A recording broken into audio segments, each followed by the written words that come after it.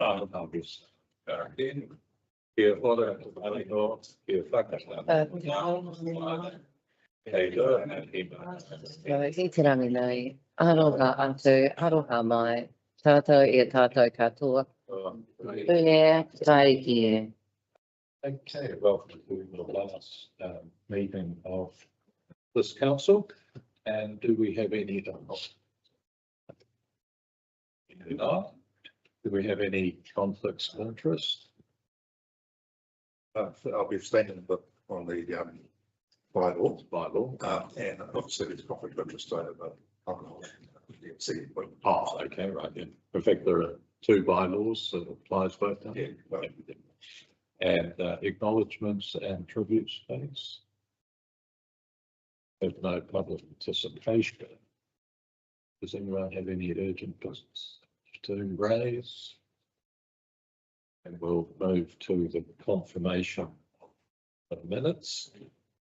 Do I have somebody to move that the minutes be heard? Thank you, Councillor. A seconder. Councillor Melissa. Councillor Arnott. Aye. we need to abstain. Are there any matters rising? No.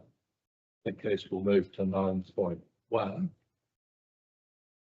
which I think is on page 8 of the agenda, if you're looking at the same version I am. And can I hand over to you? Yes. I've button to Catherine. Welcome, Catherine.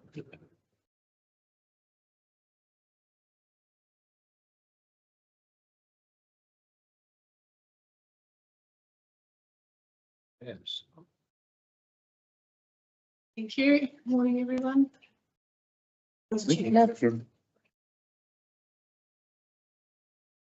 to go. So as you know, the purpose of today's paper is to seek your agreement to the Constitution as well as agreement for the new water organisation. These two documents have been previously agreed by the other three councils at their meetings on the 24th of September. We're now currently in stage one of a two-stage transition process. The focus of this first stage is the legal establishment of the water company, which we achieved by March 2026. And the second stage is the operational transition of the services, systems, finance, etc., from councils to the company, which will be achieved by June 2027. There's 4 major milestones in stage one, the first of which we're completing today, which is to finalise the company's governing documentation. The second milestone, which will be done next month in November, will be to appoint the council and iwi representatives to your stakeholders forum. Third milestone in March will be to appoint the company directors, and then we'll legally incorporate the company. And that first stage of the transition has been complete. The documents in your pack today have been prepared by Balgully. We've got the team on the screen here and able to answer questions. Balgully are our legal advisors to the program, and the documents have been prepared on the basis of the agreements that have been reached between councils and iwi back in July, and they reflect the water services delivery plans that you submitted to DIA in August. That's kind of all I wanted to say by way of introduction. The team from Balgully is here, Tony, Amon and Sydney, and we're happy to take any questions. We proceed. Can I have somebody to move before we receive, please? Councillor Colin, Councillor Piv, all in favour, please say aye. Right, Colin, you wish to talk? Yes, no, yeah, I have a couple of little points to note. One is that I want to thank Catherine and the team for putting this all together. It's been a marathon effort, to be quite honest. Once there was some confirmation from the government about the direction they wanted to take with local water stone well. There was only one question I had, Catherine, and that was around the skill mix for the board on Schedule 3.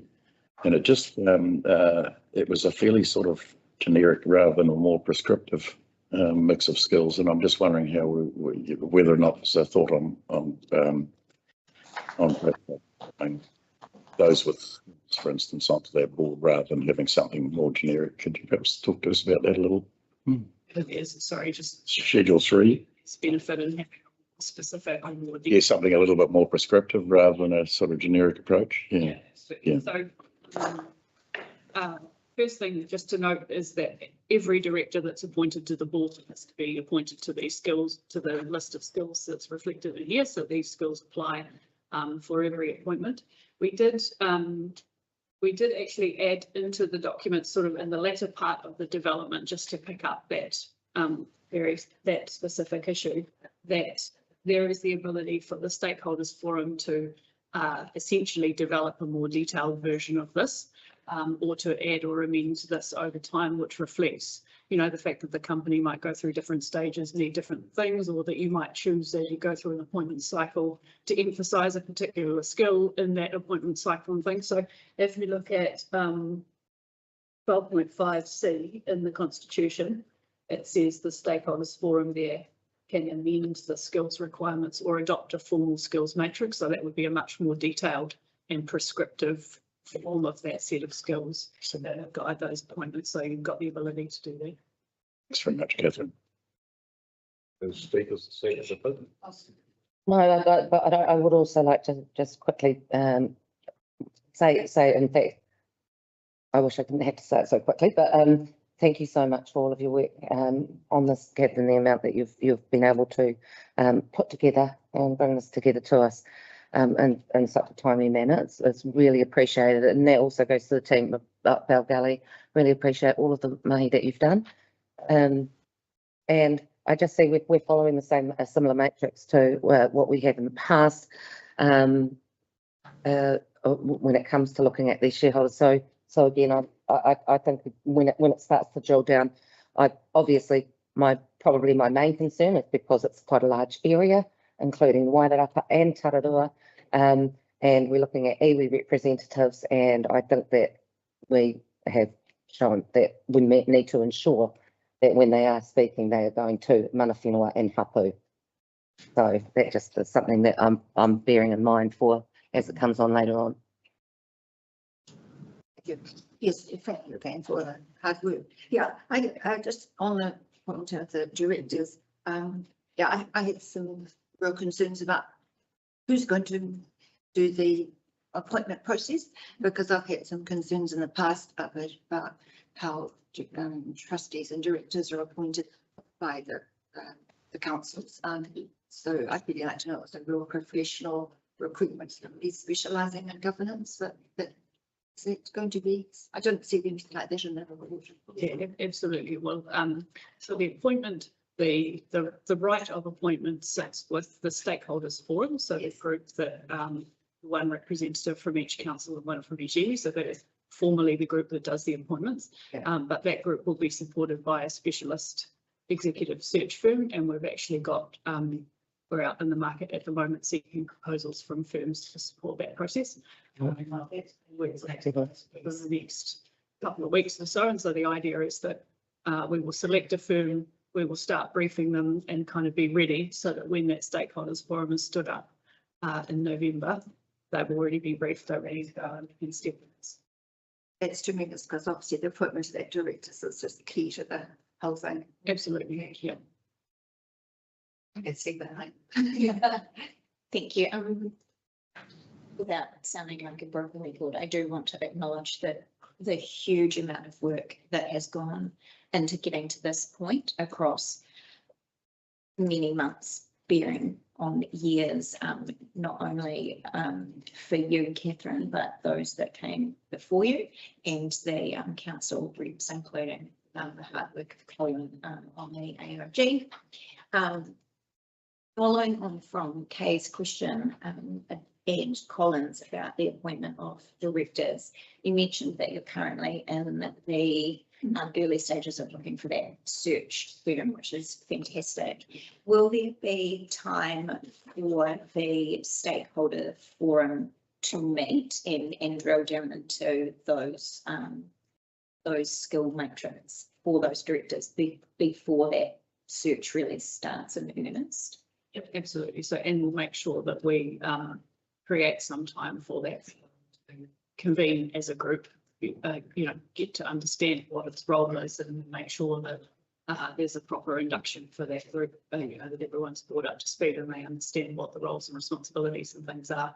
And then part of that induction, I think, will be bringing the recruitment company into that and starting to work through the details of, okay, what do these skills are and do you want to place some emphasis, some more emphasis on some of these skills rather than others, kind of helpful to, run that process collaboratively together and to kind of really understand what you want and work out that detail.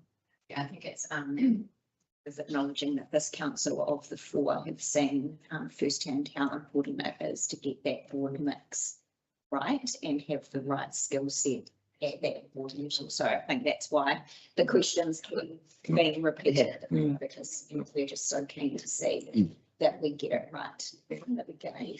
We know how crucial that is. This is one of the So Aidan has a comment or a question? Thanks, Martin, through you. And this, I suppose, is directed to both you, Catherine, and the Bell Gully team. Just reading through that Schedule 3 of the Constitution with regards to skills requirements, there's nothing mentioned in the papers there about prospective board members' past experience being involved in successful and economically viable entities.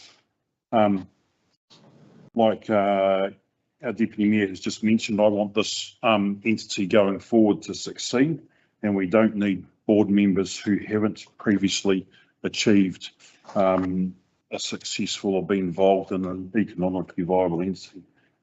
I think, from my perspective, we need to have board members who have a great track record governing entities that have been both successful and economically viable. And I don't want to see, and I don't think we need to have board members involved in this new entity who have been involved in the previous entity, which we have had a lot of experience with in the past. I think, right from the word go, we need to set ourselves up for success going forward. And I think it's crucial. I was just a wee bit concerned that there was nothing in that skills requirements for past experience of being involved in successful.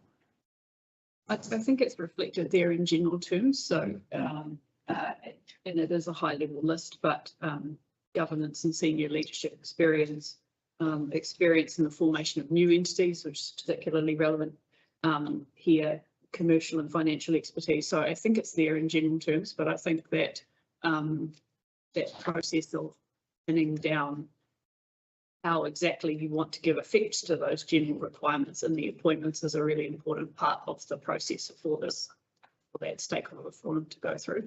The purpose of the skills list here is that it's because it's in the Constitution, it's enduring in that sense. So it lives there, and these are the general requirements that must always be met at all times. But clearly there will be different phases in the process or at different points in time where you really want to emphasise particular things and you want to develop more detail around that. And there's nothing that prevents you from doing that. In fact, you're enabled to do it. And so absolutely, that would be the kind of thing that I would expect the stakeholders forum to be quite focused on and making those initial appointments. Yep. I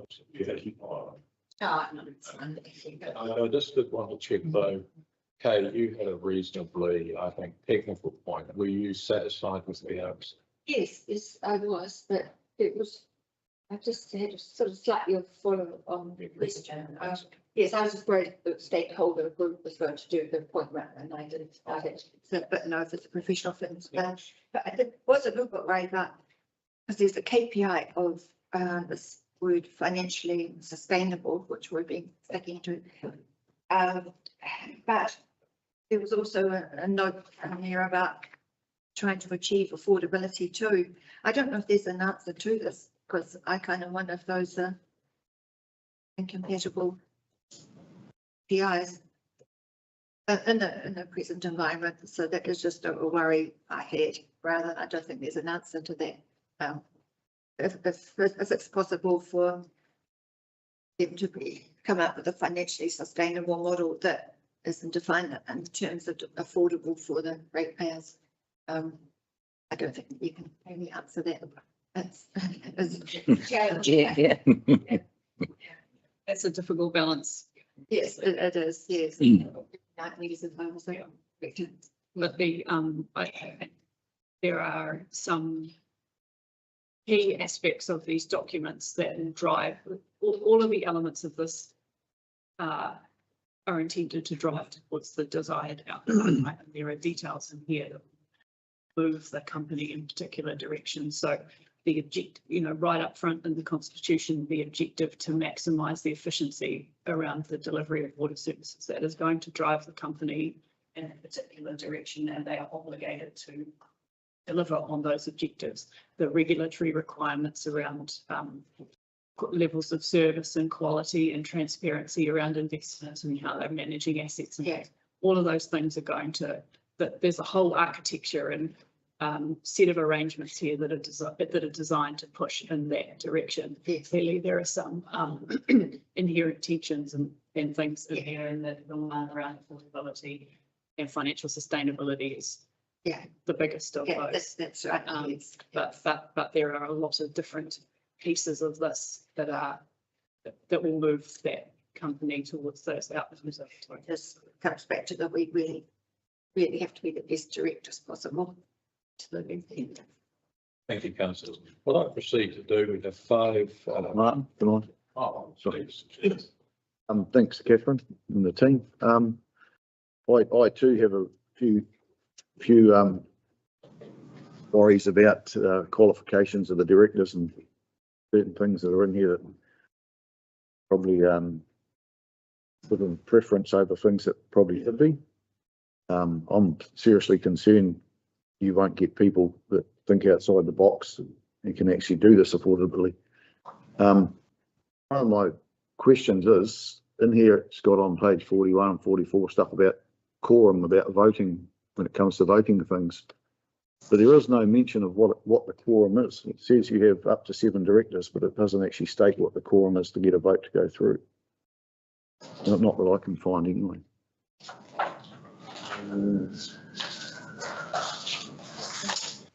So there's two separate issues there. One is what is the quorum, and I'm sorry, I'm just looking for the reference in the documents. If only anyone might get there faster than I do. But there's 2 different issues. There's one is what is the quorum for the meeting, and then there's what is the threshold for the voting on particular decisions. And so Well, I've got all the thresholds here. It's just what the quorum is actually to make a meeting go through here. Catherine, I can answer that if you'd like. At the board level, the quorum is a majority of the directors. It's set out in Schedule 2 to the in the Constitution, the rules for board meetings. There is a separate quorum requirement for the stakeholders forum as well. So that is the group of your representatives and the iwi representatives. And so that quorum will depend upon the matters to be decided upon. If it's broadly something which only shareholders are voting on, you need a majority. So 3 of the 4 councils will constitute a quorum. But if it is something on which the iwi are also eligible to vote, including the appointment of the independent directors or all of the directors, it's a majority of the 6, so 4 out of the 6. So the quorums do change, and we have them for both the board meetings and the stakeholder forum meetings. All right, thanks for that. Cheers. Anything else? That's it, Martin. Yeah, thanks.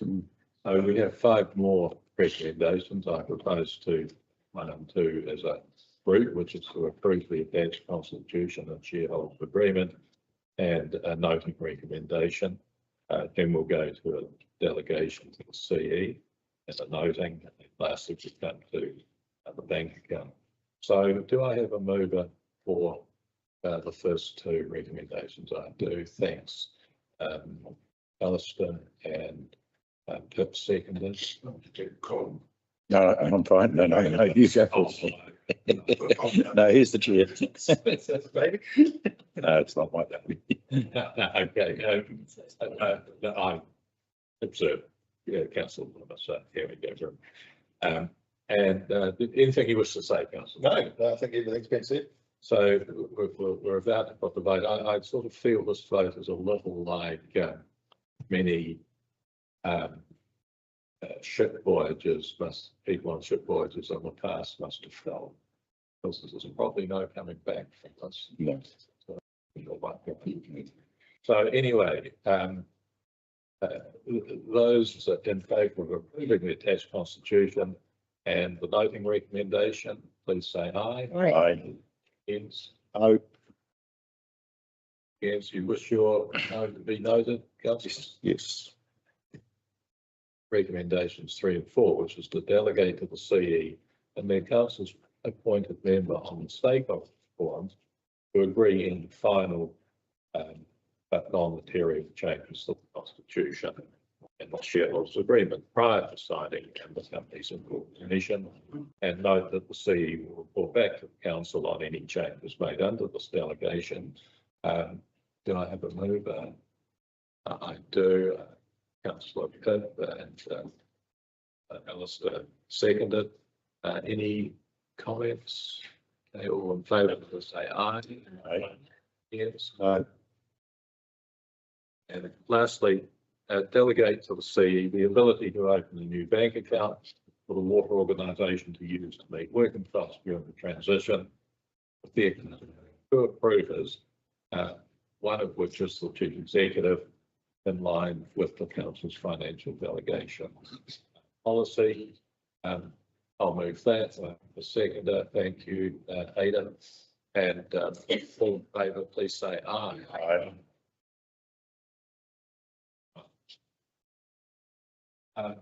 Okay, well, thank you very much. Thank you, Catherine. Thanks, Catherine. Thank you. And Sterling here. Thanks, guys. That's very good. So that was item 9.1. Now we come to item 2. Page 19, mate. Ironic. You're the time. That's fine. Over to you. One. Thank you. I'll take this report as read, and as the Mayor's just said, this is slightly academic given the end of the triennium is fast approaching. But we are legally required to report to council the resignation of Councillor Gray and that the vacancy remains to the end of the triennium. So this is a procedural paper. Thank you. Does anybody have a procedural comment? Any councillor? Yeah, no, I just want to make a comment, and particularly about Rebecca, and it's sad that she actually left just at the towards the end of the triennium, but her contribution around the stable has been invaluable in terms of sparking debate about climate change and all the things that really matter to our communities now. So I'd like to thank Rebecca personally and wish her well in the future.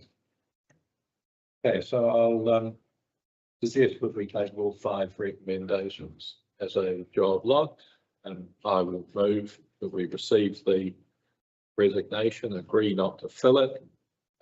Note that this decision aligns with the local electoral act. Note that a public notice will be completed following the decision, and agree that Councillor Gray's responsibilities not be filled. Do I have a second, please? I do. Alyssa, thank you. All in favour, please say aye. Aye. Thank you. Now we come to the small matter of the annual report.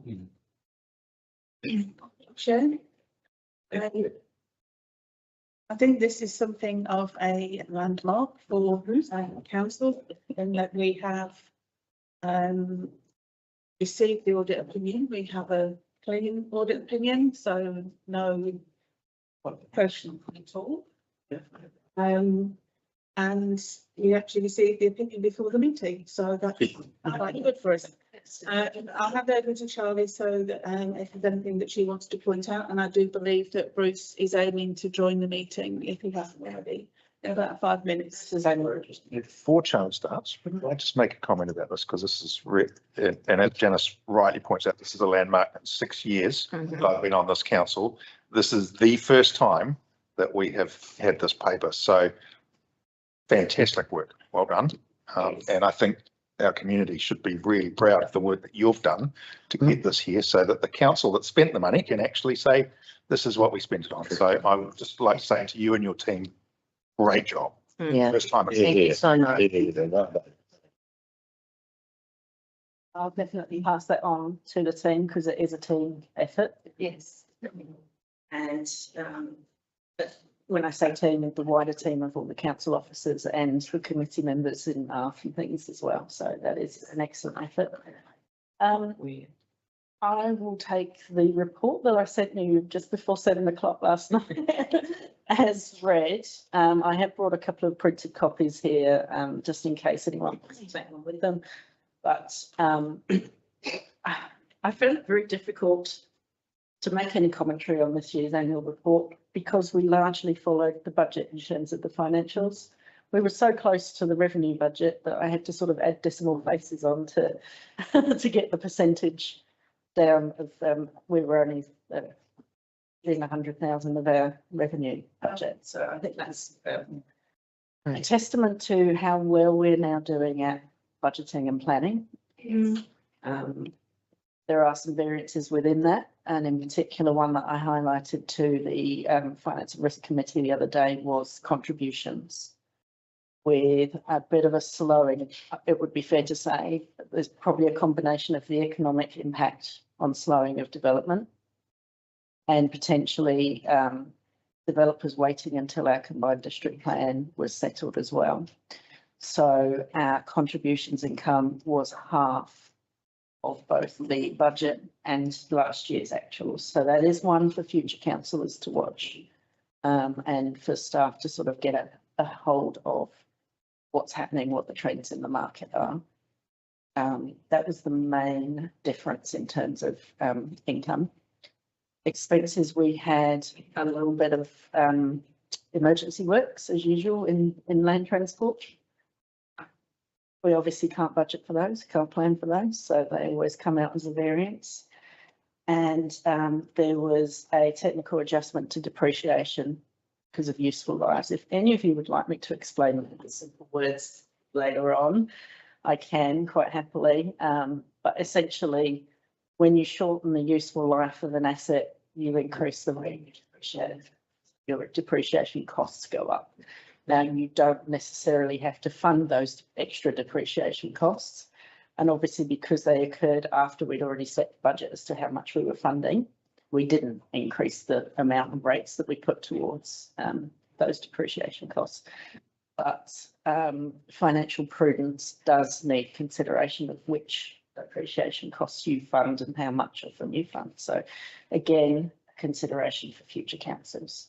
Because the less of your depreciation costs that you fund, the more you'll eventually have to probably borrow when you come to replace those assets. And that is a legitimate decision that people can make. Some people don't save up for a new car while they're driving their current car, and then they borrow when they need a new car. Other people save up each year knowing that they'll have a car at the end of it to buy, sort of thing. So there's absolutely a legitimate decision to make.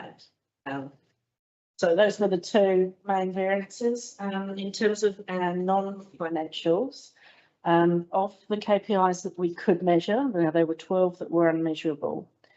And I'll just remind everyone, as I said to the committee the other day, because we deferred our long-term plan by 1 year, we were required to measure against year 4 of the old long-term plan. And some of those measures just aren't available anymore. And some of them weren't available to begin with due to poor design of the measures. We did a much better job, I would like to say, in Nick in particular, did a great job of coordinating with each team as to setting their new long-term plan measures. And we look forward to being able to deliver those on a regular basis through the year. Rather than just, at the end of the year, here's how we did sort of thing. We'd like to be delivering those KPIs throughout the year. So that's something we're working on for the new triennium. So of the ones that we could measure, half were achieved, half were not achieved. Those are in detail in the annual report. And I'll invite questions in a moment, and some of them may be about those performance measures. Now we have Bruce on the line. Bruce, can you hear us? Yes, thank you. I can hear you folk well. Thank you. Good morning.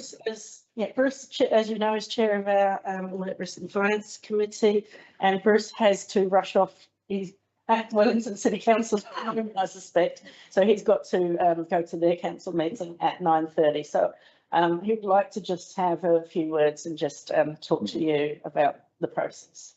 Look, could I do that, please? Thank you, Charlie, and thank you to the committee for me to be here. I think it is important, even though I'm zooming in rather than being with you in person today, just to reflect the work of the Audit Risk and Finance Committee in helping you address the proposal to adopt the annual reports on letter of representation and also receive Sefton's audit opinion. Perhaps a couple of opening comments. This is 42 days earlier than when you adopted the accounts at the same time last year.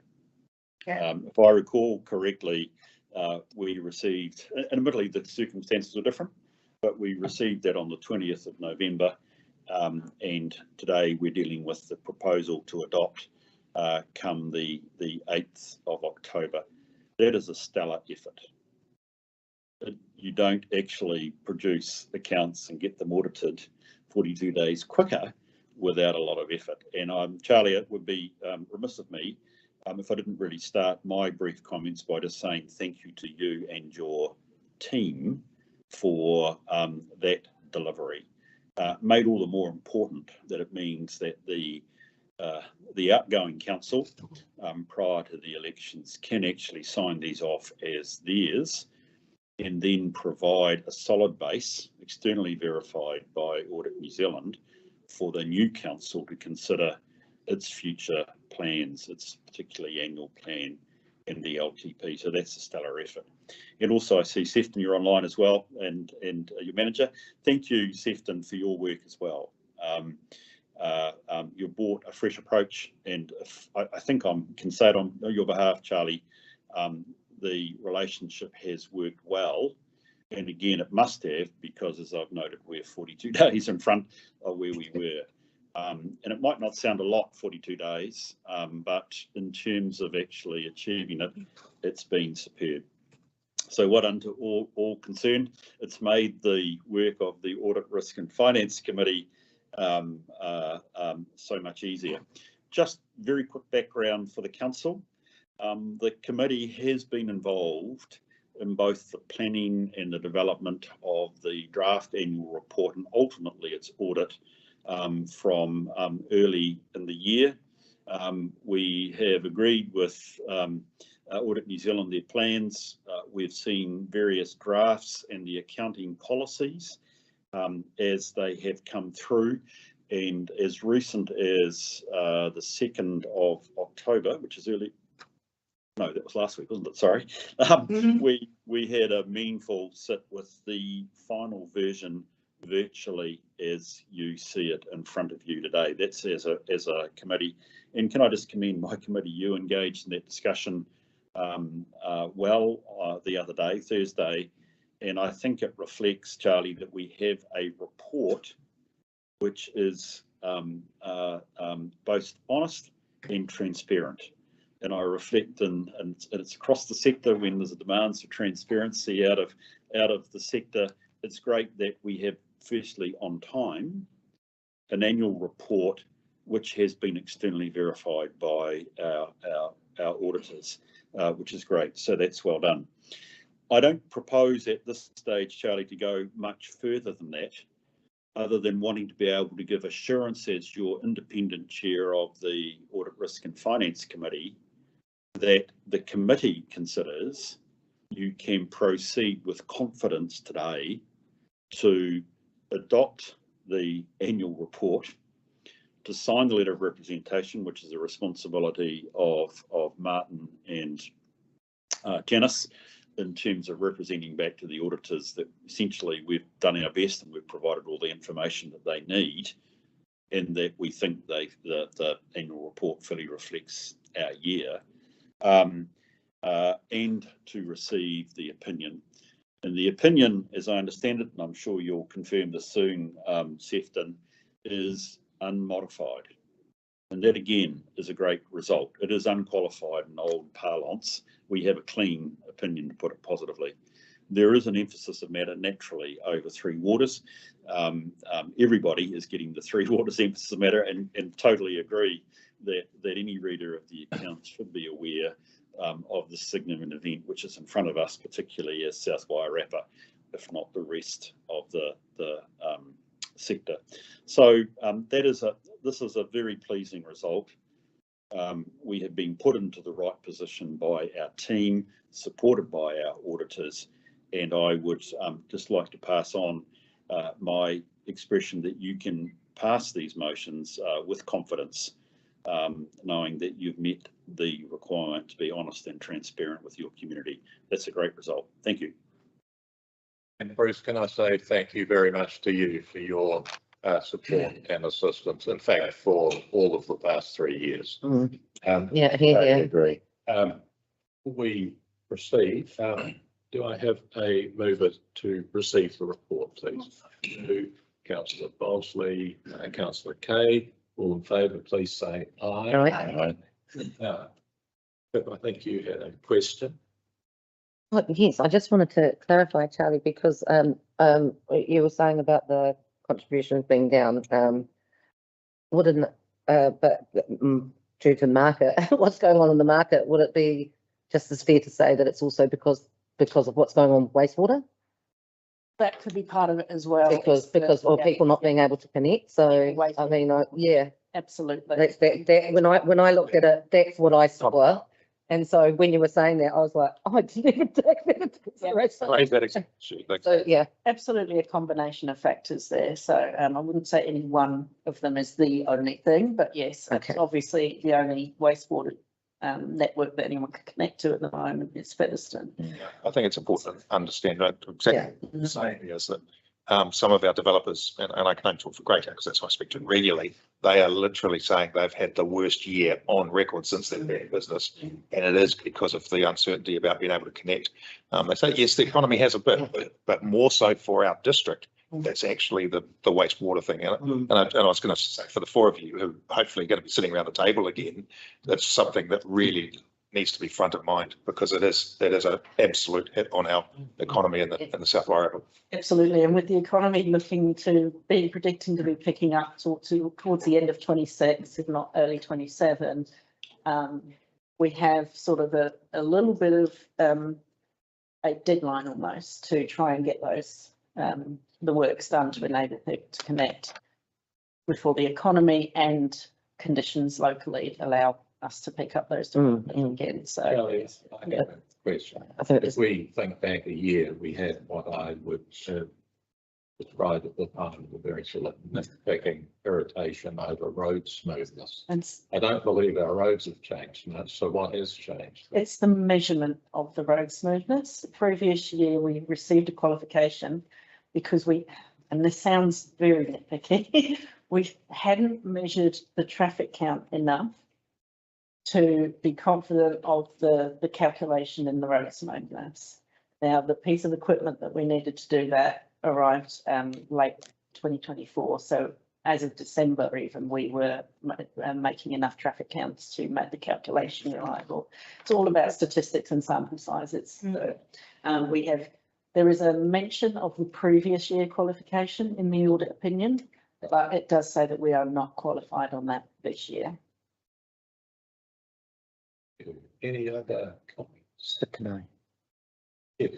I would just like to thank Bruce as a member of this council who's not a member of the ARF committee. You and I have talked many times across this training, and I know that you have provided sound advice and long experience to all of us across this training. And I think having the benefit of your independent opinion and advice has been incredibly beneficial to this council.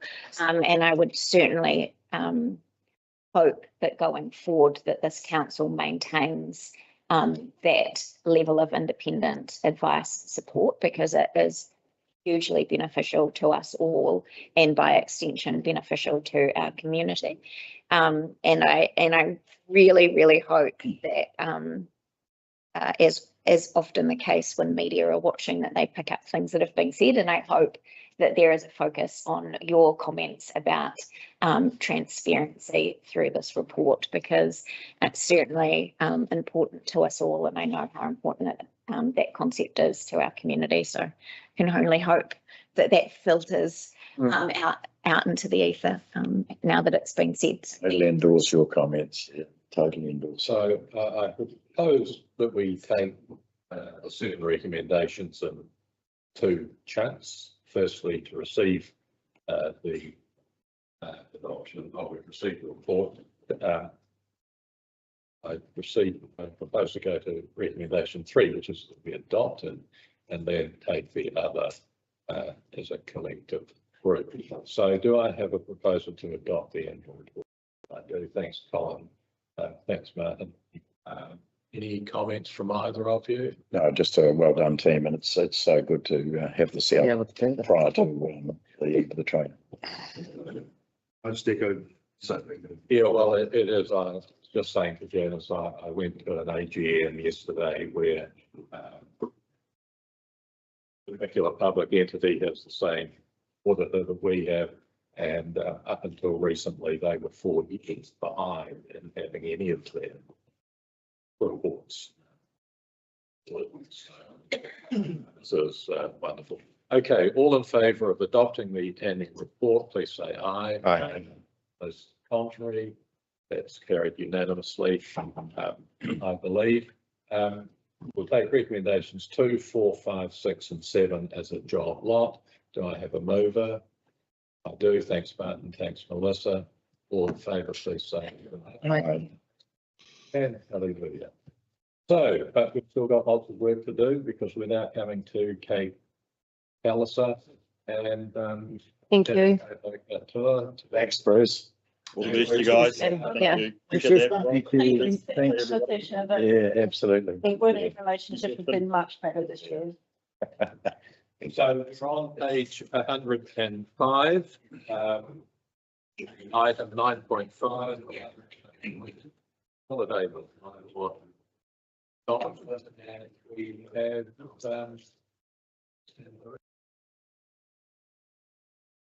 I would just like to acknowledge that the report has been read and received as it is. And there are a couple of very small updates which I would like to quickly go through with you. We asked an additional question from the external legal advice, and that kind of came late in the piece. So essentially, in the paper itself, we noted that we had to wait for ministerial approval before putting the bylaw in force. This is inaccurate. We actually can put the bylaw in force regardless of approval. So what essentially has happened is we've updated the force date of the bylaw to be December 2025. That gives us time for the survey, which is planned for the end of October. It gives us time to get signs and appropriate information ready, and then from essentially the 1st of December 2025, if adopted, this bylaw would go into force.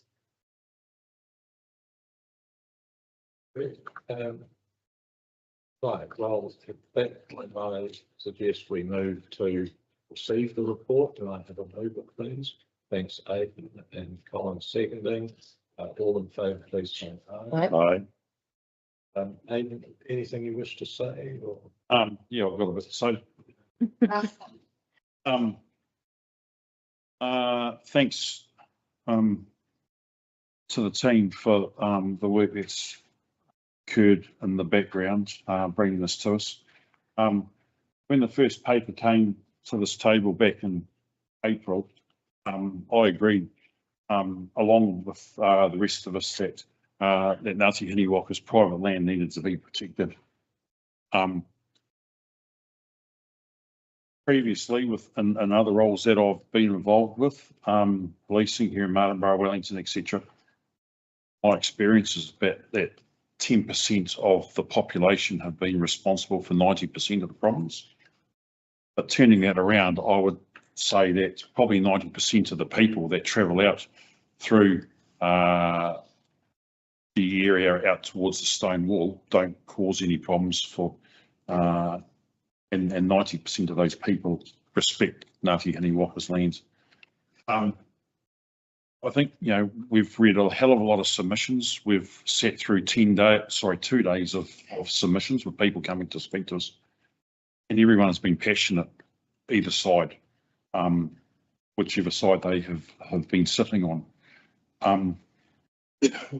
And reading through those submissions, 72% of those submissions supported vehicle restrictions.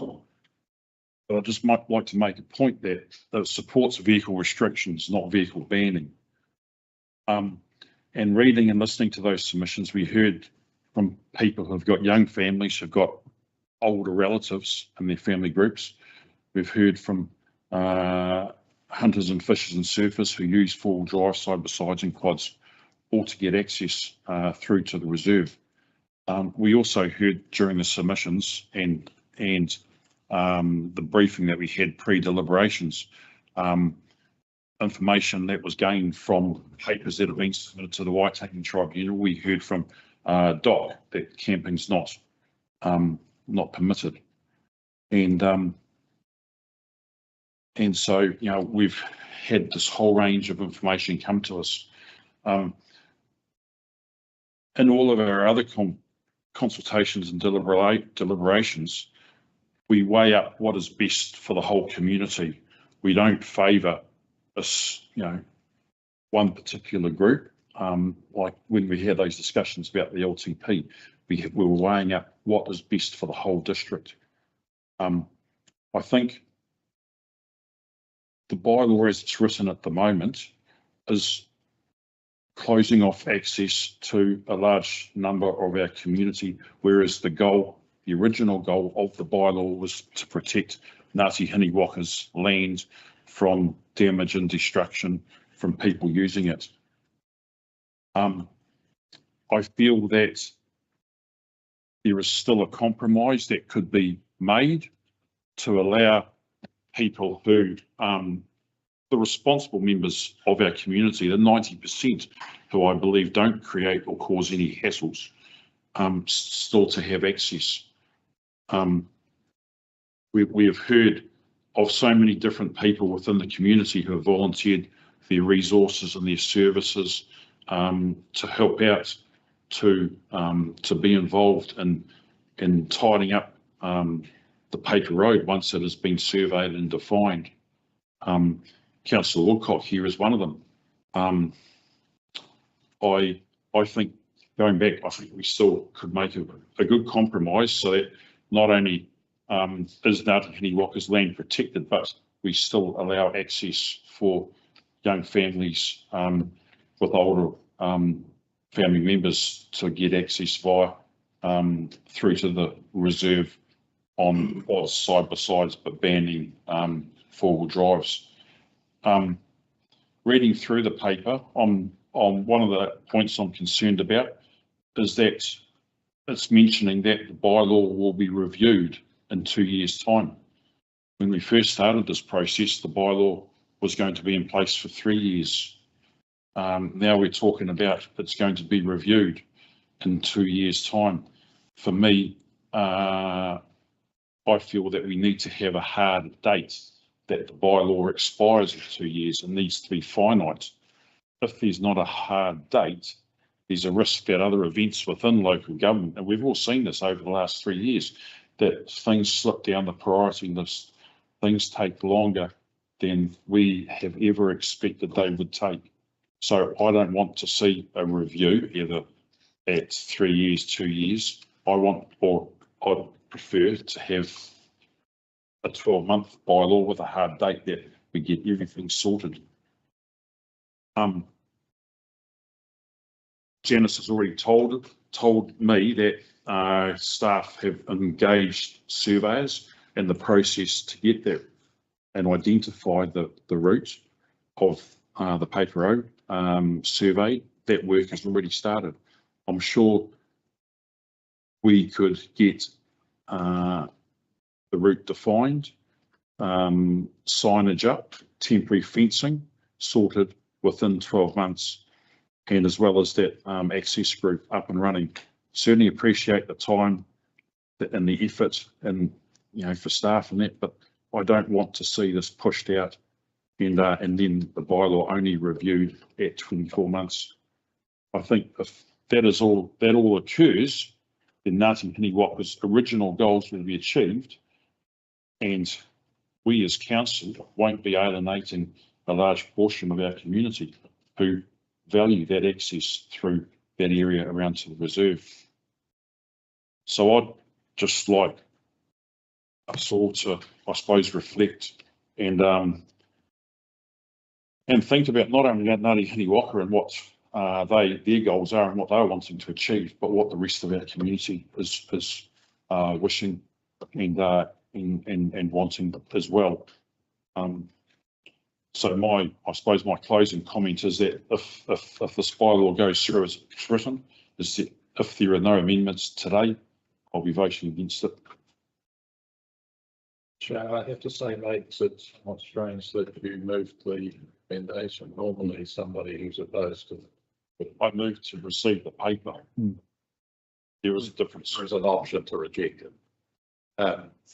Councillor. Can we just have comment from Janice on Aidan's point about review versus expiry of the bylaw in 24 months? Because to be perfectly honest, I thought at the SWC we had voted for a finite period of the bylaw and that there was an expiry at 24 months, not a review with potential for extension. I was of the understanding 24 months gave officers enough time to survey, define signage, fence, etc.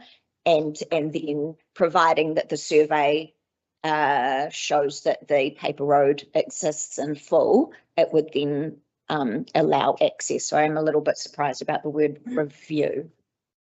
Through the chair, I think that is, if we get to 24 months and there are other issues that are still needing to be dealt with the group that we're constituting to work through, we would have to consult and engage with a new bylaw at that point anyway.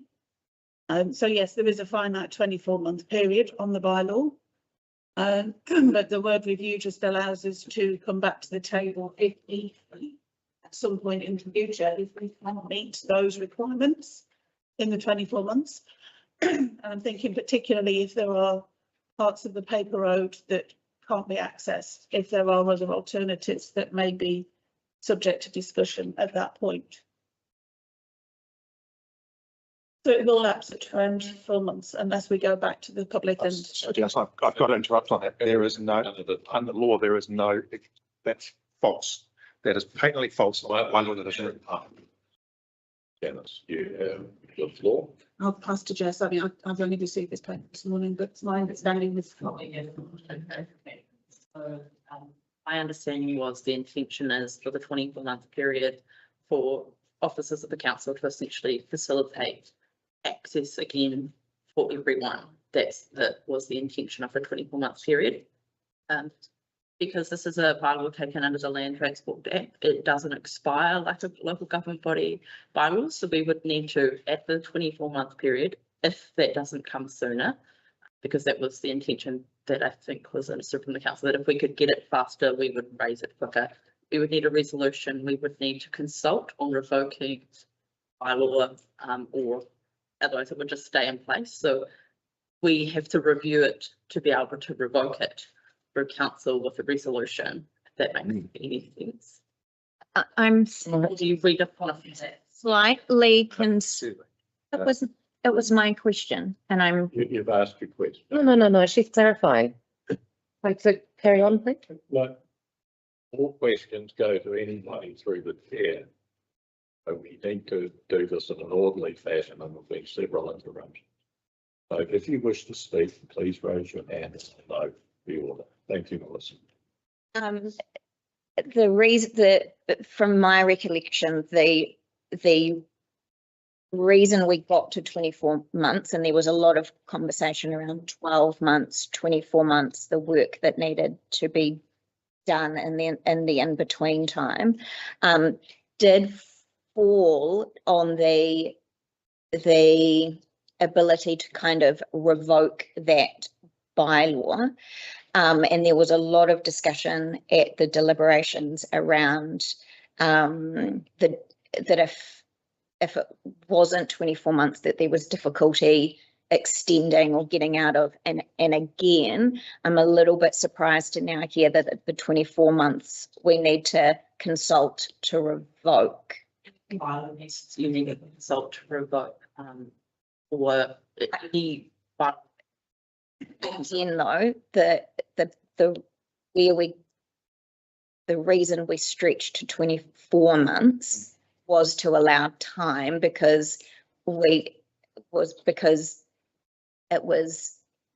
seemed that 12 months posed a bigger problem in terms of extending, but actually there wasn't a problem with extending because it doesn't expire. it's the fixed time frame. If we were to say we want the bylaw to expire 24 months after the forced date, and then we don't have everything in place, we would then need to reconsult on a new bylaw to replace the bylaw that would expire. Well, this is quite different information. I feel like what we were given at the deliberations. This feels a little bit uncomfortable, I have to admit. We'll go to Woody and then come. Thanks, Chair. That's definitely different than what we were told. We were told that you couldn't do it in 12 months, and if we done it for 12 months, we have to go through the whole consultation again to extend it. But whether if we set it at 24 months, it would just end. It would just end then. We weren't told anything about a review or a reconsult. Now, I'll go back to what Aidan said. He's pretty much word for word. He's worded it better than I have. Everything he said, I've got written down here as well. I only wanted 12 months in the first place. I voted for the 24 the other day for a bit of a compromise. But I still can't see why you can't get it surveyed and marked out within 12 months. I really can't. I'm honestly sick of councils, not this council, but every council around the country taking so long to get stuff done. We constantly were being told that this on maps and shown maps and that the sea goes straight in, the road goes straight into the water, etc. Yet we get a map on this document here that shows none of it goes into the water. And it's great. Hopefully the surveying is getting underway. But I'm fully on Aidan's side, and I'm not happy with the word review being used at all.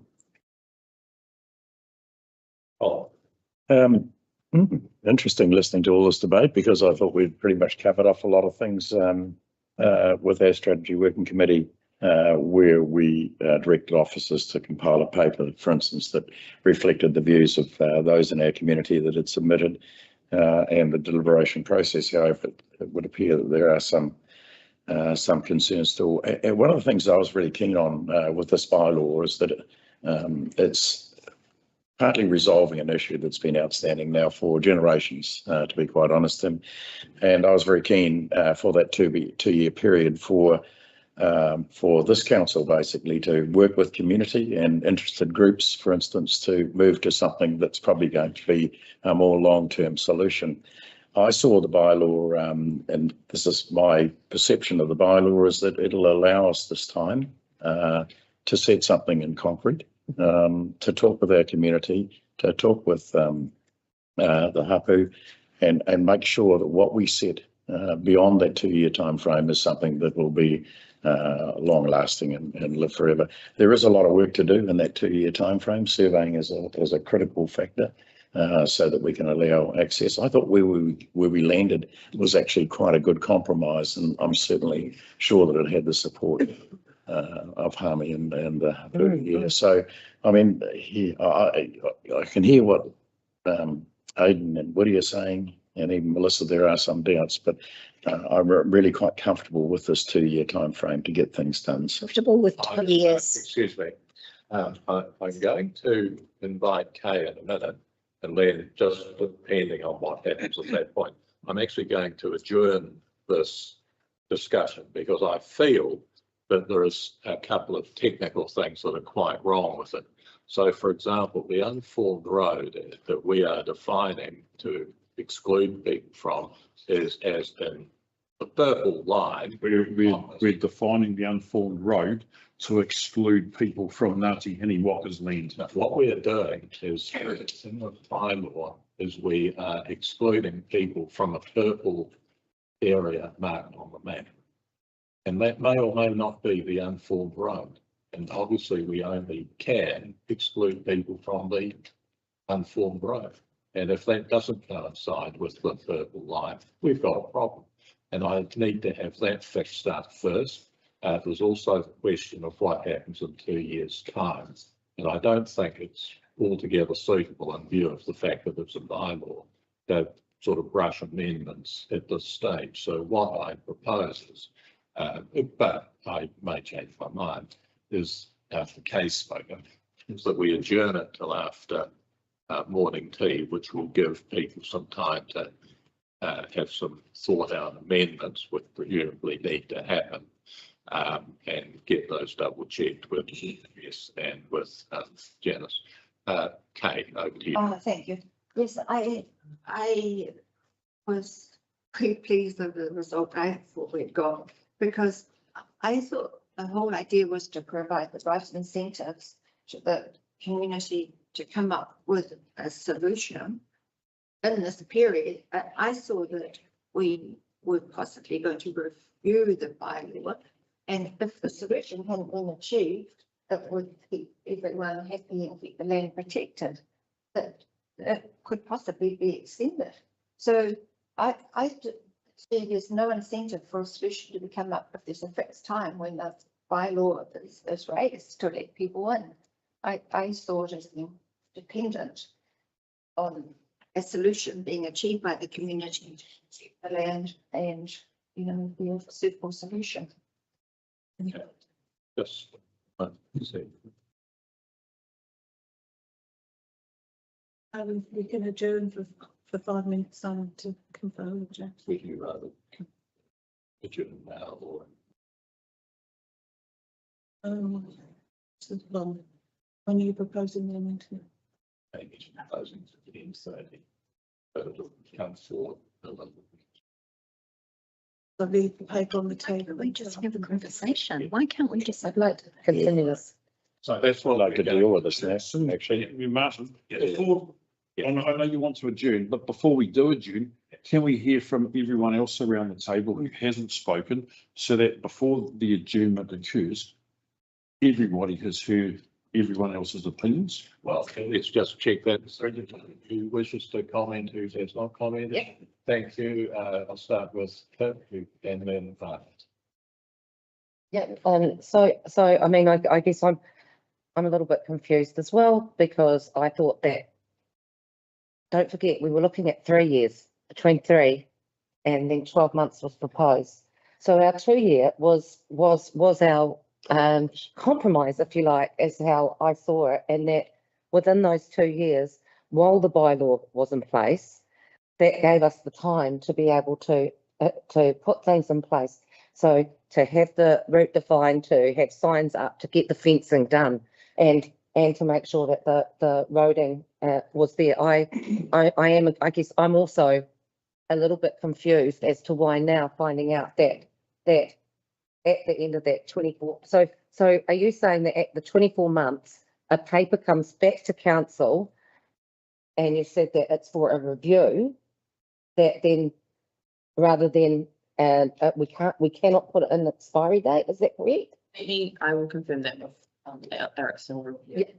Because my thinking was, once that was done, then we would actually know what can go onto the paper road, and that way we've ensured that we're keeping Ngāti Hini Waka land safe.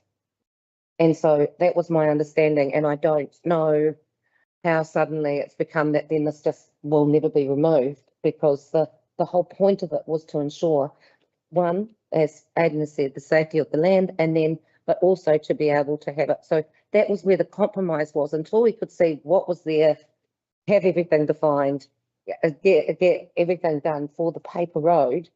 And that was where the restriction of access was being done to non-motorised apart from e-bikes, and including horses. So that was why we were actually putting that in place. This was my understanding. And then at that 24 months, we would be able to actually have that final solution for the paper road, not for any other land, for the land that council has. I think that's the most important part. This was not, we're not, you know, this is what we can look at. And by doing that, we're actually looking after the community as a whole, including our mana whenua who are there. But we believe that 12 months wasn't long enough to be able to get everything done, including the most important part, which was the fencing to ensure that people weren't going on the land. And then, so we moved it to 24 months. So I would really like to know, I guess, more than anything else, why now we're saying that cannot have a finite timeframe of what we had agreed in the strategy working committee. That's Thanks, Lee. Yeah, I just asked my question was along similar lines. Some of us able to be here at the deliberations, so we accepted the paper at face value, but was confused when I saw the map. As Councillor Woodcock has pointed out, the map actually shows the road going right the way through. I thought that was very disingenuous or confusing. So again, the clarification as the mayor has raised would be, I think for me personally, would be beneficial to understand actually what's going on here. Okay. Yeah, Ennis has been taking notes furiously, and there is a technical issue on bylaws expire, and I suspect it may be different under the Land Transport Act than is under the Local Government Act. So there are some technical issues. Quite clearly, we have to get those technical issues correct before we proceed. So this paper will lie on the table till after, and that means that we will go straight to the wire at consolidated bylaw adoption review. That is. We're still not having to adjourn, we can carry on and then we'll come back to the bylaw. So we're on. Because we just need our questions answered. Item 9.5, and Vicky, I see you are the author of the paper. Sorry, just to be really clear with what's happening, Janice, Jess and Narita, you're going to go away behind the scenes and find answers to our questions so that when this paper comes back after morning tea, that's what's happening here. Okay. So this paper isn't just appearing, it is coming back. Me, Martin. That's welcome. Stefan at the top. Right. So Wairarapa Consolidated Bylaw, page 105. And Nikki, do you want to introduce it, please? Okay, so today we are here for the adoption of the Wairarapa Consolidated Bylaw. This bylaw has undergone close to a 2-year review with the Wairarapa Policy Working Group. And in August, there were hearings and deliberations by the Wairarapa Policy Working Group, and today they have recommended adoption. I would like to draw attention to 2 things today. Firstly, there was some small updates following the hearings and deliberations to part 2, part 6 and part 8 of the bylaw, and those are in your paper. It was for public spaces, traffic and beauty. The second thing is that the consolidated bylaw was originally 11 parts. Wairarapa Policy Working Group consulted on and deliberated on all 11 parts. Today we are here for adoption for parts 1 to 8 only. Following the hearings and deliberations, the Local Government Water Services Act came into force, and under that new act it has impacted parts 9, part 10 and part 11 of the consolidated bylaw. The new Water Services Act means that those parts of the consolidated bylaw now need to be considered under this new act. It also means under section 263, subsection 8 that of the new act, that those 3 parts related to water will not expire, that they will stay in force as part of the old consolidated bylaw until they are reviewed both under the Act and by the new entity. Parts 1 to 8 of the consolidated bylaw are due to lapse in 2026, and that is why we are here today for adoption. If you adopt parts 1 to 8 of the consolidated bylaw, it will come into force from 1 November. Carterton District Council adopted on the 10th of September and Masterton District Council adopted on the 24th of September. We are the final council out of 3 to adopt the consolidated bylaw. I will take it as read. Apologies, it is so long. Happy to take any questions. Okay, so before we proceed, I have somebody to move that the, thank you, report be received, and I do, and I have a second. Colin, all in favour that the report be received, please say aye. Aye. Thank you, and Melissa. Thank you. Thank you, Nikki, for your work on this bylaw. As you've mentioned, the work on this has been extensive. Both Councillor Bosley and I sit on the Wairarapa Policy Working Group, who have taken this bylaw and various other combined policies through their review, and it has been an extensive amount of work for all officers across the 3 councils as well as the working group to work through all of the parts, review them, work through what works, what doesn't, and then go through a extensive consultation process, which included obviously hearings as well as deliberations. Given the process and its extensive nature, I'm very comfortable with where we've landed, and I hope that the rest of the councillors feel that way as well. As Nikki has mentioned, the bylaw, the consolidated bylaw, has also already been adopted by our 2 neighbouring councils, which is reassuring because we don't always agree all the time. So yes, yeah, just I guess a few words of to confirm to everyone that this has been an in-depth project for over a year. So yeah, thank you. Firstly, I'd like to thank Melissa and Boz for their contribution into the policy working group. I attended one meeting in Boz's absence at short notice one time, and I saw the depth of detail that was actually required by all participants to get this reviewed and over the line. So my congratulations to both of you, because I think what we've got here in front of us is actually very workable. And Nikki too, for your efforts too. So that's me.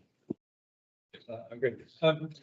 Nikki or Melissa, I'm not sure who I'd like to ask this question, but for the average person in the average Wairarapa street or rural area, what might they suddenly find themselves doing now that is prohibited that they would have been allowed to do previously?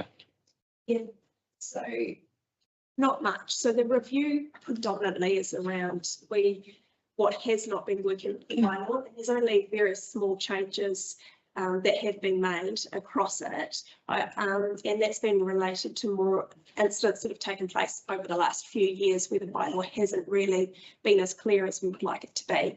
Right. Things like beekeeping, so may not be able to keep as many bees as possibly last time, and things like potentially a little bit more consultation with council around parking. There was some discussion around speed limits and wheeled vehicles out of the beaches at Castle Point and Riversdale. So potentially some more signage around safety. The focus for the Wairarapa Policy Working Group has very much been around health and safety and how we have been using the bylaw to ensure that our community remains health and safety across that whole range, right from parks through animals, I think the biggest change for the consolidated bylaw is the removal of traditional Māori tattooing, which no longer falls under this in the under this bylaw. And that has been common practice across a lot of councils. So it was something that we had looked at quite early on, that we had taken to the Māori Standing Committee, and that's probably the biggest change that I have affected for South Wellington. So that's a permitted activity that was previously restricted, right? Yeah. And do we now need to get ear tags for our honeybees? Not yet, no. And a lot of it was just about making the language clearer, easier to understand, removing ambiguity, those sorts of things, rather than adding in lots of new prohibited activities. And most of it was just about clarity and lack of ambiguity. So I think it's quite good. I just see that, I just wanted to know, was there any changes with regards to outdoor dining? Because I do know that there are a lot of places that tend to use parts of the footpath around our district, especially in summer months. And is there going to be some kind of impact on them? So, yeah, so sandwich boards is an aspect of the bylaw which is coming around signage, and we did receive a submission from South Wairarapa, and that was brought up in hearings around signage in general. There is, of course, signage, most of the signage falls under the district plan, so it is just sandwich boards. And the addition for that was around accessibility. So making sure that our footpaths provide accessibility for those that need it, as opposed to restricting signage. And we also noted that there were some changes in the Transport Act around these, the amount of kind of distance that we needed to show for the footpath, which was 2 metres. Yeah. I'm reading here, 2 metres must be cleared. Yeah, so it was updated to reflect that new, those new regulations which had come in. Yeah, and I just think it's really important as we have more people with wheelchairs, you know, or accessibility and issues and being mobility issues. And I'd like to know that they're not going to be. I have heard and stopped people who have given these people a hard time when they are trying to get to somewhere, and I don't, you know, I don't think that's right. So it's good to know that if this bylaw comes in, that they are that the people who live here, or even who don't, who have those mobility issues, do not need to feel like they can be targeted like that in the future. It's a very. So, I suppose it brings up the question of any thought given to enforceability. So, yes, we did the Wairarapa policy talk us through as part of the deliberations process about, obviously, when you look at the bylaw, your ability to enforce it as well. We, just to be clear, that the service level that we currently provide is very much around responding to anything that we receive, complaints we receive from our community. So we would continue to do that. If somebody had an issue, we would encourage them to get in contact, and then we could utilise the bylaw to make sure that everyone is safe. Yeah. Any further comments? Well, in that case, I suspect there's no reason why we can't take all 5 recommendations as a collective group. Do we have somebody to recommend? We do. Thank you, Martin. Melissa seconding. So all in favour, please say aye. Aye. That's well done. So we're on to the Featherston Railway crossing. Sorry, it should already be noted anyway. Be no document in the item. No. Right, so this is item 9.6.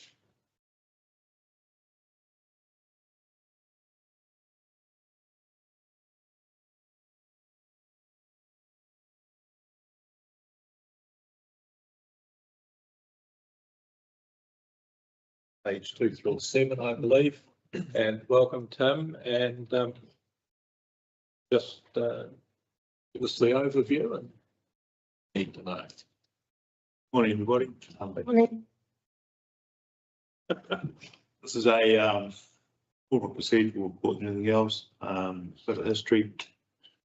Back when we were formulating the fifth master plan, discussion with Kiwi Rail and their proposal. And as part of that, the original master plan, the proposals were to stop Fox Street and Brandon. Public consultation and feedback, and discussion with the Kiwi Rail.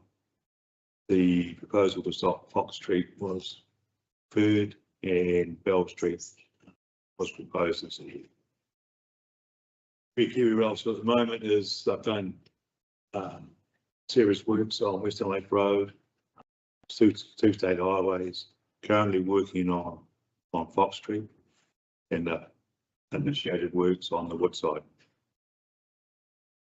So as part of the stopping, we need to declare the road under the rail as stopped. That's the reason for the plan.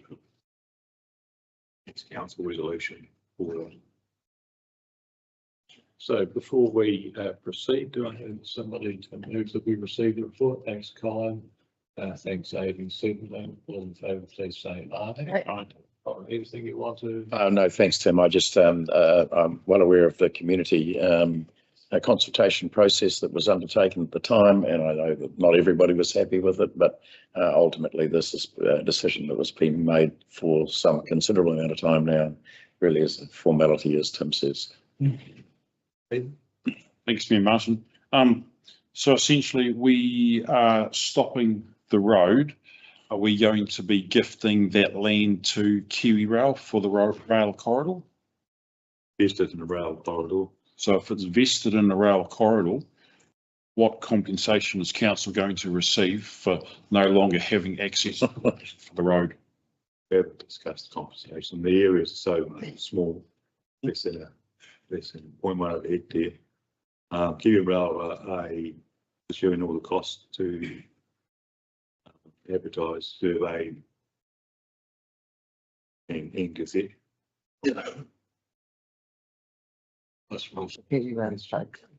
More of a comment than a question. I just want to acknowledge that that yes, Kiwi Rail have engaged in consultation around the road closure. There was some compromise, I guess, between the closure of Fox and Bell, and it is Bell that has been closed rather than Fox. But overall, the Featherston community are concerned about the closure of the Brandon Street crossing and the stopping of the road there, particularly about the impact that will then have on the intersection adjoining Wakefield and Fitzherbert Streets, and the knock-on effect of the flow of extra traffic and the risk to safety there. I have on numerous occasions in direct conversation with representatives of Kiwi Rail banged on the table about the need for safety measures at the intersection, potentially something like a roundabout.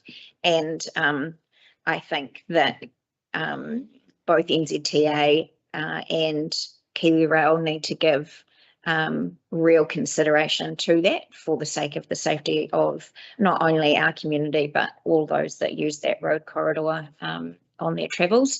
And it would be remiss of me not to say that again today before voting on this change. And just finally, a reminder that ultimately this council putting a seal of approval on something that's really not our doing. These road closures are 100% due to the improvements that Kiwi Rail are making to its line and the upgrade of its service. This isn't a council choice, and like Tim said, it is procedural in nature. Woody. Thanks, Chair. Thanks, Tim. Yeah, I'm a bit like Aidan. I sort of wonder why we don't get compensation if vesting, taking control of that piece of land. The other thing that sort of confuses me was way back we were sort of told that Kiwi Rail could pretty much do whatever they wanted. We didn't really have a choice yet. Legally, we're the only ones that can stop that road. That sort of confuses me a bit, so on that point, I don't think I'll be voting for this. Yeah, thanks. I too have a couple of questions. One is, my understanding of who owns that particular chunk of land depends on whether the road was built before the rail or the rail was built before the road. And if the rail was built before the road, then it's never been ours anyway. And therefore, is it to be vested or is it not? I'm not quite sure on that. But I also look at recommendations 3 or 4, and actually I have to say they don't make sense to me. I mean, because firstly, I don't believe they're particularly grammatical. And I wonder, Steph, if you could clarify it. I mean, if I take it at face value, what we're doing is agreeing that it is vested in the rail corridor, but we have never vested it in the rail corridor to the best of my knowledge. Or are we agreeing that the land, because it is owned by Kiwi Rail, is actually theirs, full stop? What's happening? Currently, the land is road, vested road. So it's our land. Yes. So for it to be sent to someone else, we would have to actually agree to do that. So in that case, recommendations 3 and 4, this picks up your point, is that we actually need to agree it, not essentially note that it is. Is that correct? We have to agree it's no longer, well, we have to agree that will be stopped as road and vested as rail. Yeah. Yeah. No, that's good.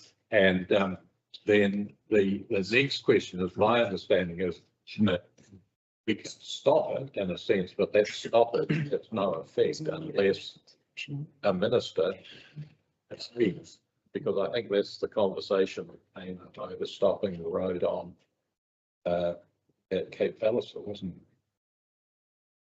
it? The SO plans, once we go through the advertising and approval that way, they are gazetted. And through that gazetting process, they are no longer road, they are gazetted as road. There is no, the requirement for the Minister of Land Transport to approve is predominantly around rural roads. Yeah. Oh, full. Yeah. That all makes good sense. So could I suggest some rework the 3? Before we do that, could I just make a comment? A bit like you, I'm sort of stuck with this. I'm not sure I would like to declare that the roads are not required. We are forced into this. I'm not willing to say that I agree with this. We have to do it. I understand that, but I'm not going to say I agree with it, because I don't. I think this is a cost saving for Kiwi Rail at the expense of our public. It is not something that we're going and saying, oh, we don't want this road anymore, because we do want the road. But Kiwi Rail came to us and said, we are closing these roads because we're not going to put barriers up, whatever the argument was. Yes. That's what they came to us about. So we have been forced into this position. So I'm not going to say that I agree to say that we don't require these roads. So how would you like that worded instead? Get rid of those 2 completely. Say, yes, we're stopping the road, but not through any, Kiwi Rail needs to accept the responsibility for this, not this council. So you're saying with the part, sorry, can I just clarify that with Alistair? So you're saying that the part that says the notes that public notification is done by us, through the Local Government Act. That's fine. We have to do that. Yeah. So which part 3 and 4, where it says agree to declare that you want not required. Taken out. Because I don't agree. We actually do want it, but we're not allowed it. But don't we have to make the declaration in the public notification? Do. Okay. I've been asking Stefan to consider some rewording here, so we'll hear what he's. Well, it's just a suggestion, Chair, to make this recommendation more accurate. And if Tim and the table is happy, we may just say, instead of is not required, will be stopped as a legal road and vested in the rail corridor. I can live with that. Yeah, I can do that. So then, It's stopped.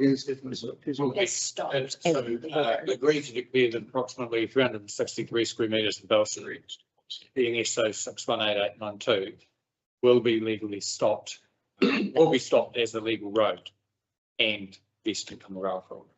The thing to remember is that Kiwi Rail are either in the process of or about to be in the process of essentially fencing the rail corridor. So no one will be able to drive through there regardless of this decision. Oh. This decision is a formality. I think the key thing to remember is this is a formality led by Kiwi Rail, not led by this council. And so it's just making sure that if anyone reads back on this, it doesn't read as though we willingly stop the road. required. Yeah, we are doing this because this is required by Kiwi Rail, not because it is not required by us. Thank you. Much better point. That's all it got. Chair. On that point there, Melissa, if we don't stop the road, can they legally fence it off? This is the first we've heard about having to put our stamp on it, and they've gone ahead and done it all anyway, so. They have it on street, haven't they? They can under the. So that's what they've told us. Yeah. Well, certainly nobody's been able to get up on very for months. Colin. Thanks, Martin. It's very frustrating. I have to say this whole process has been quite frustrating because we've heard back from our community. It's actually quite painful for us to sit here and endorse this because it's something that we didn't particularly ask for or buy into, but we did buy into the fact that we wanted connectivity between Wellington and Masterton to be that much more efficient and allow our commuters to get to their destinations on time. So the reality is that we've agreed to disagree, but those roads have to be closed. Now, how it's worded on here, it is a procedural matter. How it's worded on here, will it have an impact, I guess, on the way that people view us, I guess, at the end of the day when our time is done. So the wording I could probably live with, but the fact of the matter is that the road's closing. End of story. Right. And let's look on the positive side of it. If we vested in them, then there's 40 metres less of road depreciation. Well, exactly. Yes. And We'll make more this. road I'd like to move an amendment to the wording. well, we haven't even got the Right. recommendation on the table yet. So what we will do is go to recommendation 2, then we'll come back to wording that Stefan has got for 3 and 4. So probably we can do them all both as a single, and then we'll delegate to Janice the nuts and bolts. So recommendation 2, note the public notification to stop portions of Bell and Brandon Street will be undertaken. Do I have a mover, please? I do. Thanks, Melissa. And a seconder. Thank you, Colin. Any further comments? Right, okay. All in favour, please say aye. Aye. Yes. No, thank you.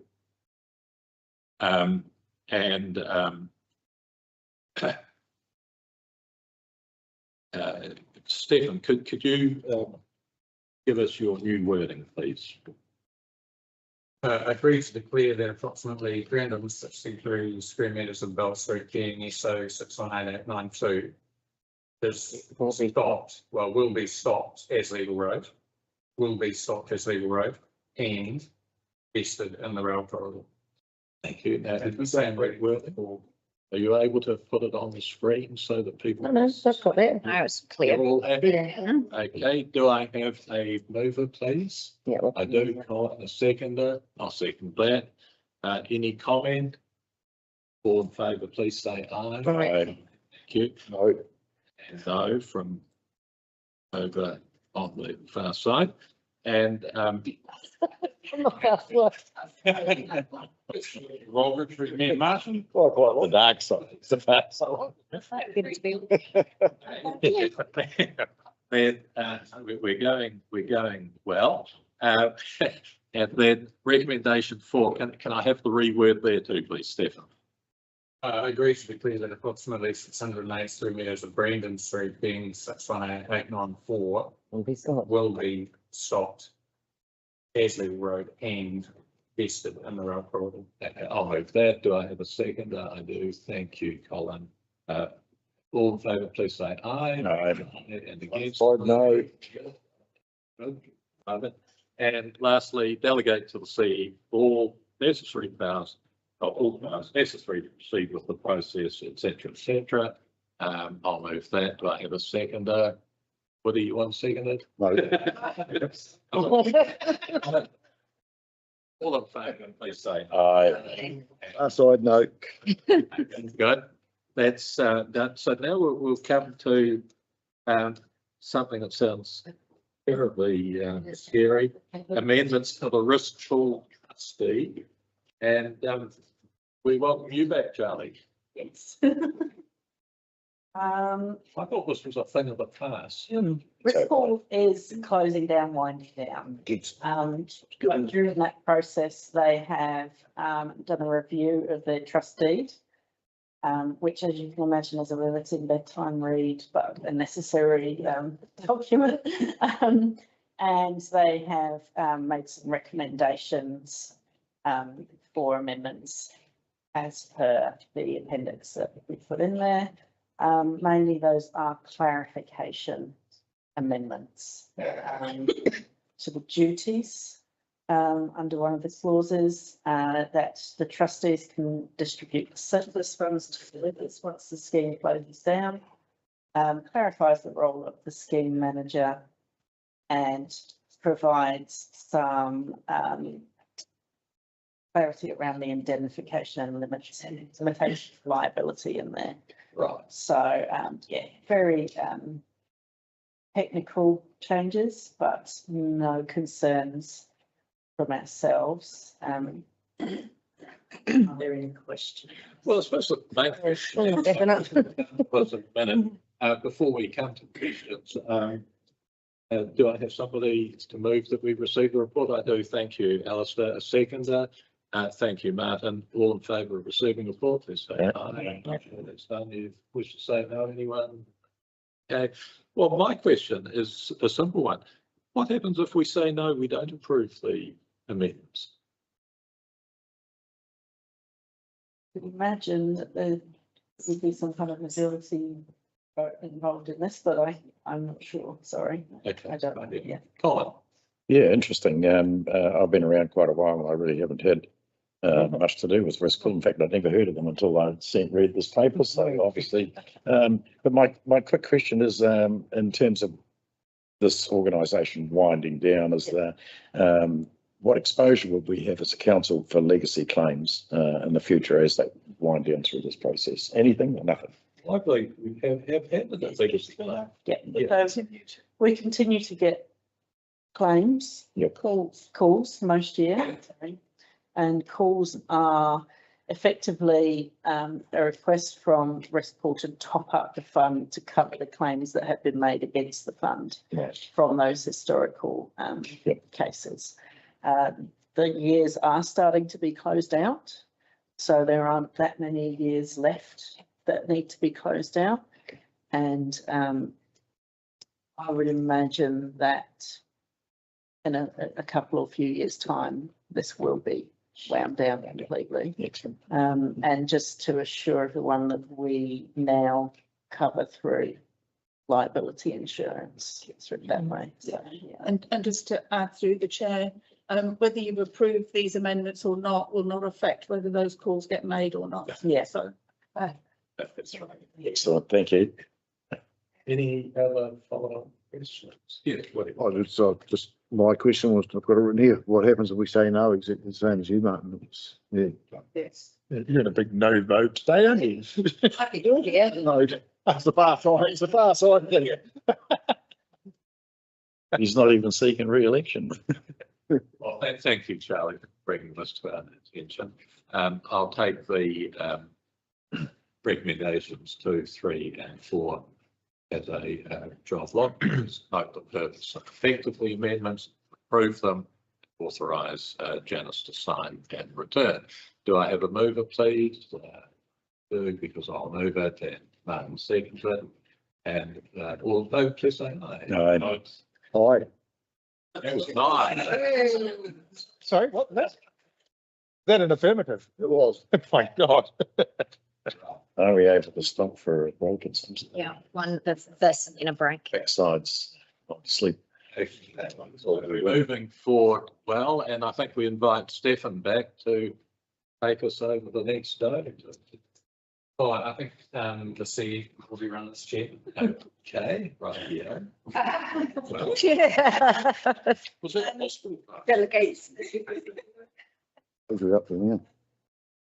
Excuse me, we're on page 274. It's 8. You are following the same as 8. And there are 12 recommendations actually, so I think it's quite a and one recommendation's got about so anyway, thanks. Thank you. Thank you, Chair. I'll just let Janice get your breath. This is largely procedural, Chair, and a paper that addresses actions that may or may not need to be taken during the interim as the council's transition. As such, I don't anticipate much conversation on this, but I could be wrong and have been wrong before. So I'll take the paper as read and let the table ask any questions that they may have on the content. Thank you. So what I'll do then is I'll move that the report be received. Do I have a second? Thank you. All in favour, please say aye. Aye. Well, I think one obvious question is in relation to the 11th recommendation, have all the people there, well, all 2 of them anyway, they've given their okay, have you? Yes, they have. Yeah, okay, that's good. Any other questions? I just further to what you just said, Stefan, I take it that these are standard recommendations for the end of each and every triennium, and apart from number 11, which is specific to the people involved, these would just roll over each end of triennium to ensure that business as usual happens in that kind of intervening. Interregnum period, I think they refer to it, between this council exiting and the new one being sworn in. Thank you. Comfortable. I just note with the appointment of Councillor Alistair Plimmer, won't be Councillor Alistair Plimmer beyond Saturday, and District Licensing Committee until effective from October till the 31st of March 2026.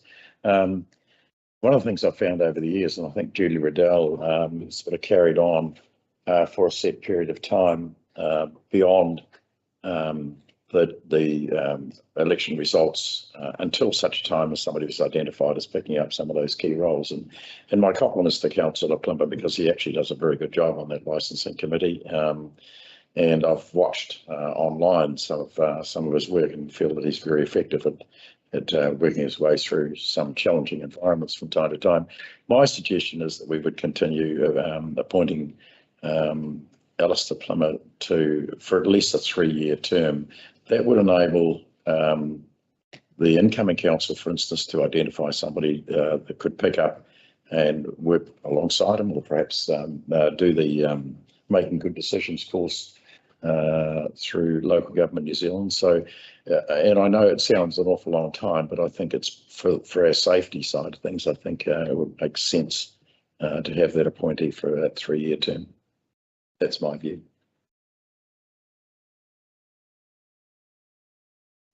I would agree with Colin. I think it makes sense to keep Alice strongly for a 3-year term. So there's also, justice fees. I know how much work it takes up for someone to do. It's fairly monumental.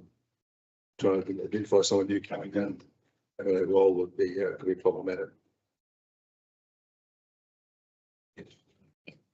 So I'm just, can we have some clarification? Can we do that? Because I feel that we're almost overstepping, putting something in place when we're about to vacate, possibly, so I feel like there's a reason that it's set up like this, that it goes through until the 31st of March 2026.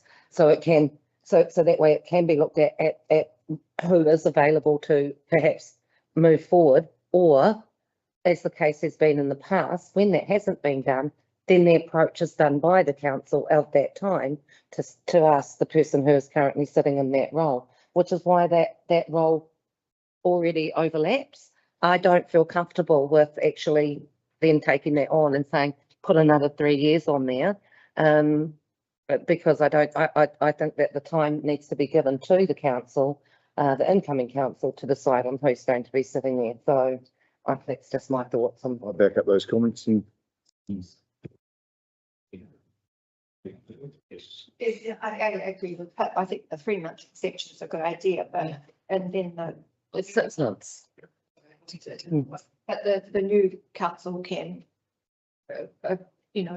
appoint Alistair again or a new person, but I think they should have that decision. I don't think we can make that decision. This work, exactly, there are 2 options here after 2027, 4 to 5 measures. For the paper. I think coming, so is 3 years actually still. And we've certainly been around this table in the past and been advised that we can't make decisions which affect the incoming council. Yeah. Yeah, I just can't remember what the other specific matters were, but we were certainly advised by staff that there's a limitation on the decisions that we can make going forward. Yeah, I certainly agree. Roland, Alistair over. And it's just For the position until the date specified on the paper. I wonder if there's a sort of middle course whereby we would recommend to the incoming council that they consider a longer term appointment when the time comes. But anyway, I think Janice has some advice for us. Through the chair, obviously, in March or prior to March, the new council will get the opportunity to make that decision as to whether they wanted to extend for 5 years or make another appointment. But if you want further clarification, that's a question too. Yeah. I mean, through the chair, yes, there is the ability to apply for a further period in March for terms of up to 5 years, and to do that again. As detailed in the report, the reason for the recommendation for the shorter term, which has been highlighted today, is that gives the opportunity for the incoming council to make that decision. They can, in March, provide a further recommendation for an extension of term of up to 5 years. The reason for the shorter term was to provide that flow and the requirement of the committee to processing of alcohol licensing, and also the recommendation of the second commissioner of appointment allows us to have that consistency as well for delivery. Both would also, in the recommendations, be on our shared district licensing committee, which at times will sit on hearings for matters in both Masterton and Carterton. So it's continuing the consistency for that as well. Fair enough. Happy with that. So there's an awful lot here, Stephen. Do you reckon we go for one at a time? It's your call, Chair, but if I was you, I'd take it as a job loss and see if you can push it through. Well, I should take your advice. And do I have somebody to move recommendations 2 through to 12? I do, thank you, Melissa, and Councillor Bennett seconds that. Yes, Chair. I've got to abstain on 11, so you can't do it a lot, because otherwise I'll. Okay. So you'll have to go 1 to 10 and then 12. Yeah. So we'll go, yes, thank you. We'll go 1 to 10 plus 12, excluding number 11. And so that has been moved and seconded. All in favour, please say aye. Aye. Now we come to number 11, which, as Alistair said, he's already noticed his Yep. conflict. That's really what it is. So do I have somebody to move? Happy to Yes, move I that. do. Thanks. Somebody to second it. Thanks, Melissa. And all in favour, please say aye. Aye. Alistair abstaining, I guess, yeah, thanks. I guess there's also, not that it's in this paper, but I'm also reliably informed that Alistair has probably been the most effective councillor on the combined district plan process as well. And you'll remember here that we had both Alistair and GP. and GB had carried over, so it's not, it wouldn't be a unique thing to carry people over, even though they are no longer elected members. And presumably, the new council will also have the role of confirming or changing those people. The new council. Because I think it's finished. it is all finished. Yeah, we're finished. Yeah. I thought there was still a process of appeals possibly. Yeah, but that won't come to us. The appeals will go to the Environment Court and then Oh, I see. doesn't come back to us. Ah, right, okay. Oh, excellent. Well, in that case, I think a particular note of thanks to Debbie and Alistair is definitely in order because it's been a huge undertaking. And thank you very much. Now, that brings us to morning tea. And on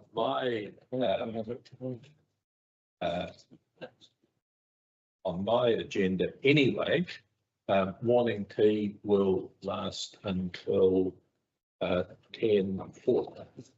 So we'll see you again.